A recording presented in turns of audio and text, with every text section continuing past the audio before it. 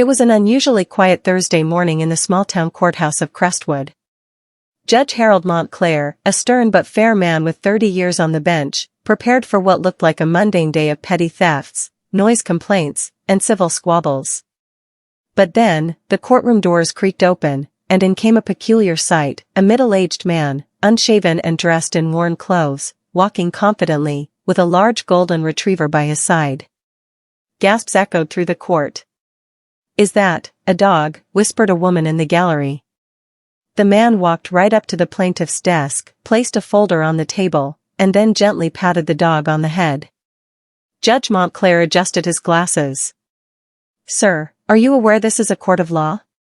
We do not allow animals in here unless they're certified service dogs." The man stood tall.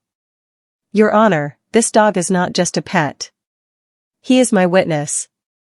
Laughter broke out. Even the bailiff chuckled. The judge, barely holding in his own amusement, smirked. "A witness? What's next? A cat as a defense attorney?" The man didn't laugh. He replied, "Your Honor, I understand how it sounds. But give me just 5 minutes. And this courtroom will never forget what it sees." The judge waved his hand. "Fine. You've piqued my curiosity. 5 minutes. But this better be good."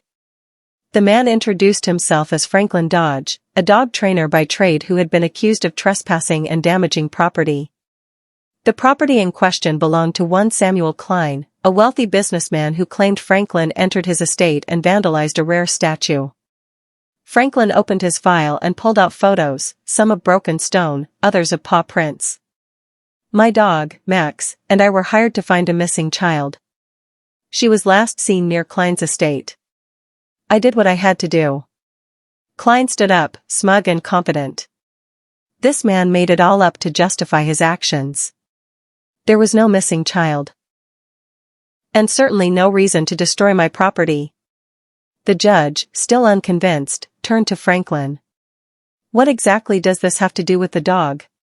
Franklin took a deep breath. "Your Honor, Max is trained to respond to truth and lies. With your permission, I'd like to demonstrate." Franklin brought Max to the center of the courtroom. He asked a series of simple questions. "Max, am I your owner?" The dog barked once. "Max, do I beat you?" Max growled softly and lay down. "Max, do I fee?" 2 barks. The courtroom started to pay attention. Franklin turned to the judge. "Now, may I approach Mr. Klein?" Judge Montclair hesitated, but nodded. Franklin faced Klein. "Just answer yes or no, Max will respond." Klein rolled his eyes but played along. "Did you know about the missing girl before I arrived on your property?" Klein, "No." Max growled. The judge leaned forward. "Did you try to bribe the parents to stay quiet?" Klein, "No." Max growled again, louder. The tension in the room rose. "Did you lock the girl in your shed?" Klein, "Absolutely not." Max snarled and lunged, though restrained by Franklin. That's when Judge Montclair turned pale. Franklin pulled out a USB stick. "Your Honor, this contains video from a body camera Max wears during search missions." On the screen, grainy footage showed Max sniffing around Klein's property at night. It captured a whimpering sound. Then, the dog pawed at a locked shed. Franklin appeared in the video, breaking the lock and finding a terrified little girl inside.